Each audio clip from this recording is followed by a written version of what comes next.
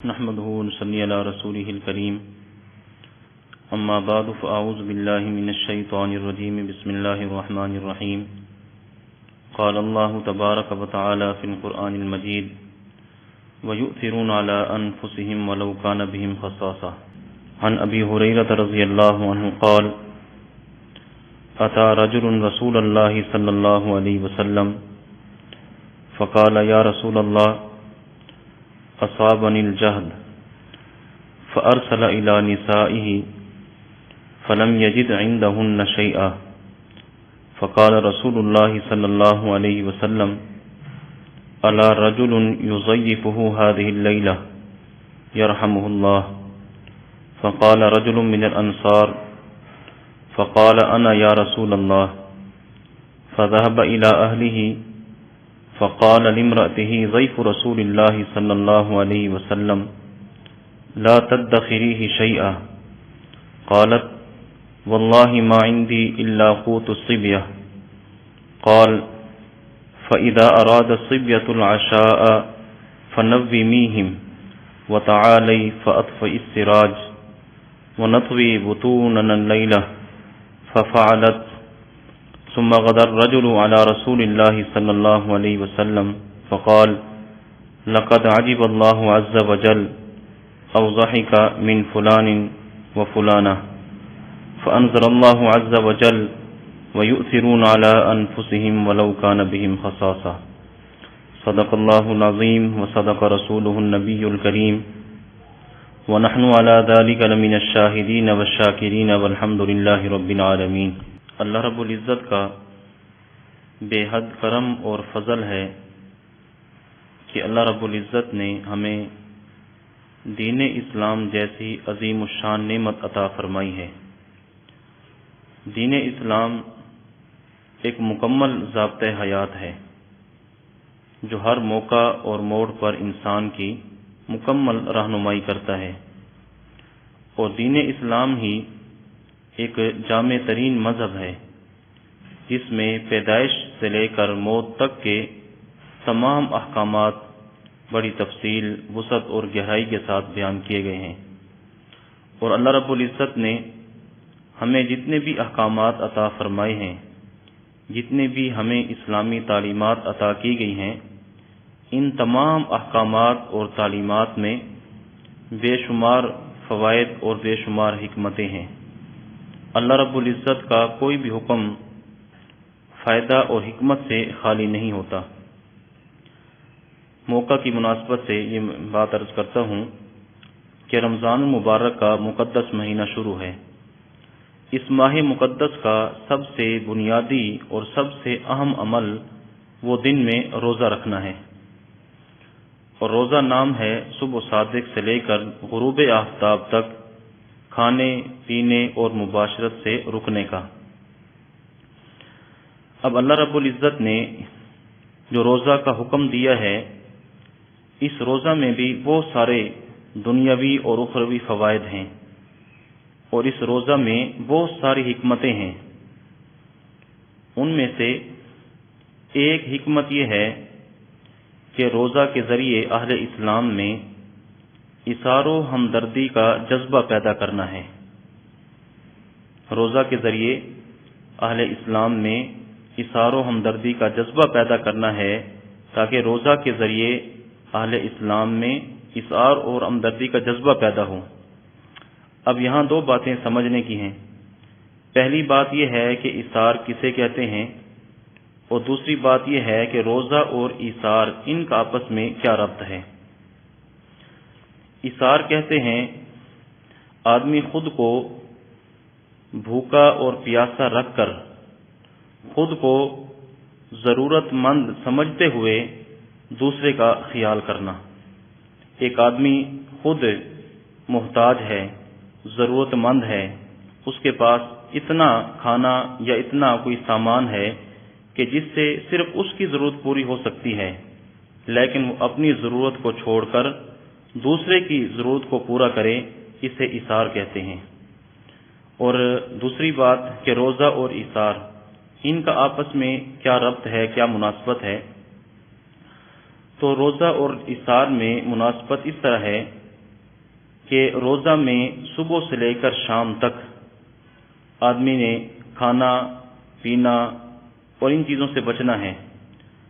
صبح سے لے کر شام تک نہ آدمی کھا سکتا ہے نہ پی سکتا ہے۔ تو آدمی کی بھوک اور پیاس کی وجہ سے بڑی عجیب کیفیت ہو جاتی ہے، اس میں نکھات آ جاتی ہے، کمزوری آ جاتی ہے، کوئی کام کاج کرنے کو دل نہیں کرتا، کھانے پینے کو دل بھی کرتا ہے، لیکن اس کے باوجود اللہ رب العزت کا حکم سمجھ کر وہ بھوک اور پیاس کو برداشت کرتا ہے۔ تو اب اس بھوکا اور پیاسا رکھنے سے آدمی پر کوئی ظلم مقصود نہیں ہے،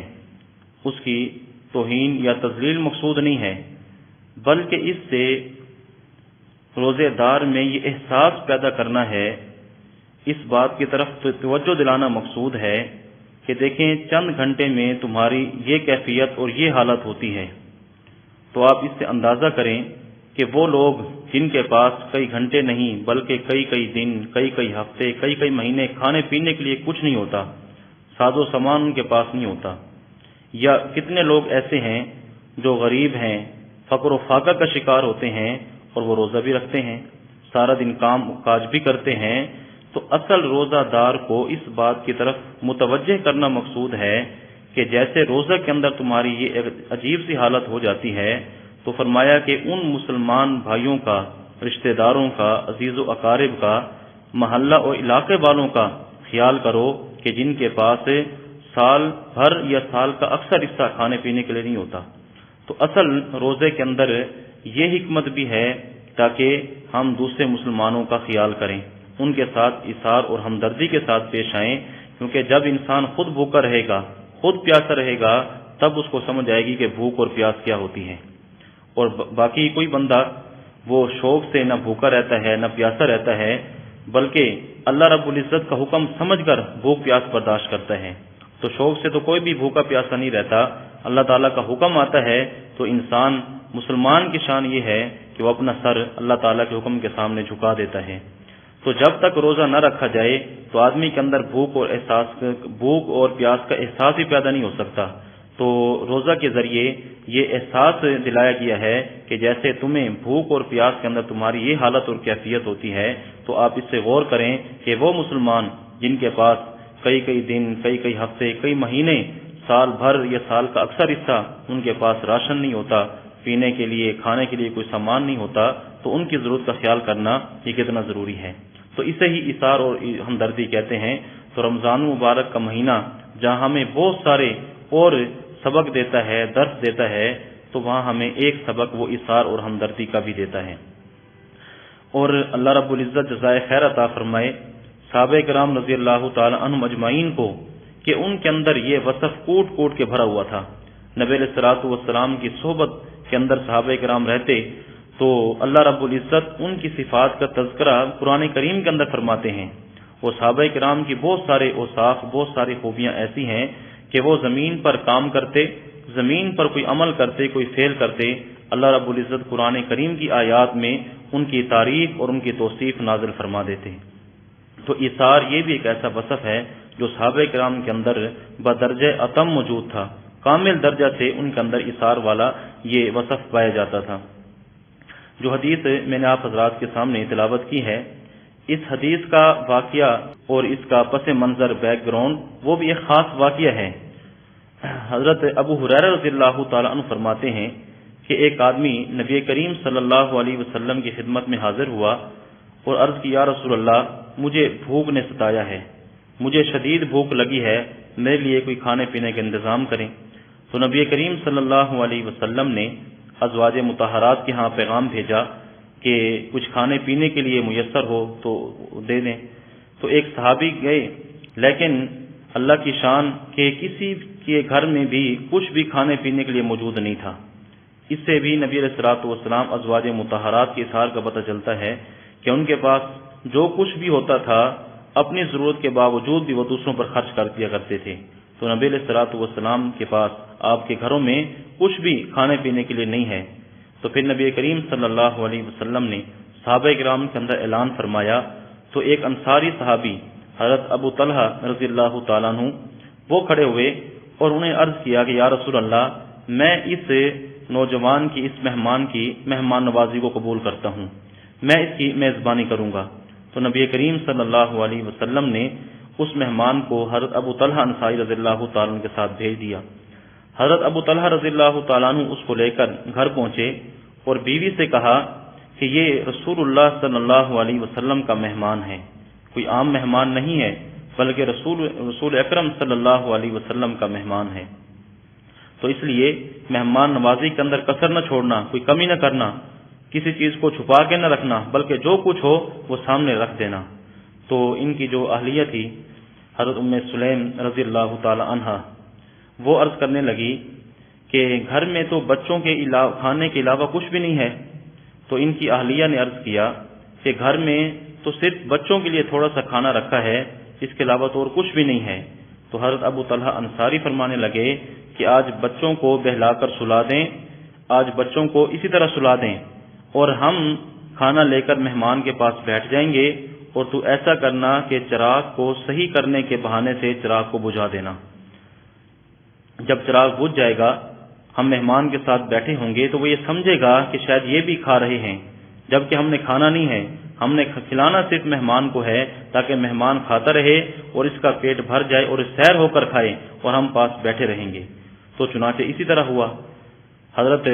ابو طلحہ رضی اللہ تعالیٰ عنہ ساتھ بیٹھے رہے، تو جو مہمان تھا اس نے سیر ہو کر کھانا کھا لیا۔ تو جب صبح ہوئی، حضرت ابو طلحہ رضی اللہ تعالیٰ عنہ نبی کریم صلی اللہ علیہ وسلم کی مجلس میں حاضر ہوئے، تو نبی کریم صلی اللہ علیہ وسلم نے فرمایا کہ اللہ رب العزت کو میاں بیوی کا یہ طرز عمل اتنا پسند آیا ہے کہ اللہ رب العزت نے قرآن کریم کی اس آیت کو نازل فرما دیا، وَيُؤْثِرُونَ عَلَىٰ أَنفُسِهِمْ وَلَوْ كَانَ بِهِمْ خَصَاصَةٌ،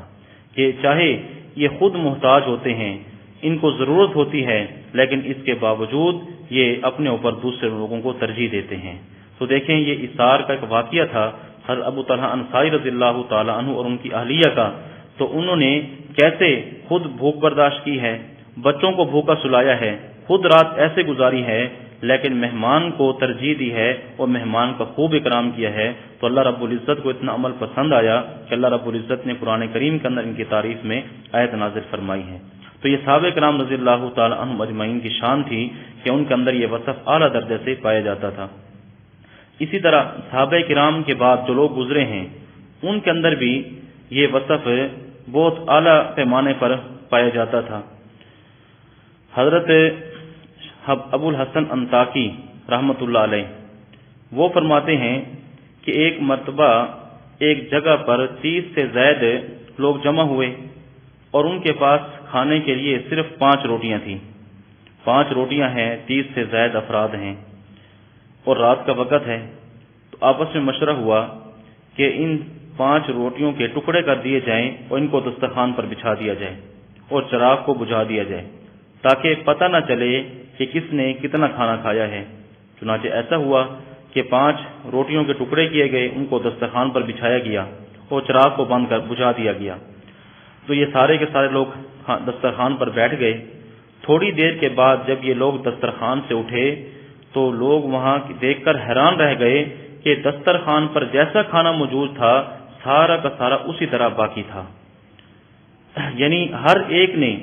یہ خیال کیا کہ میں بھوک برداشت کر لوں، لیکن میرا دوسرا جو مسلمان بھائی ہے وہ سیر ہو کر کھانا کھا لے۔ تو اسے اثار کہتے ہیں کہ ہر ایک نے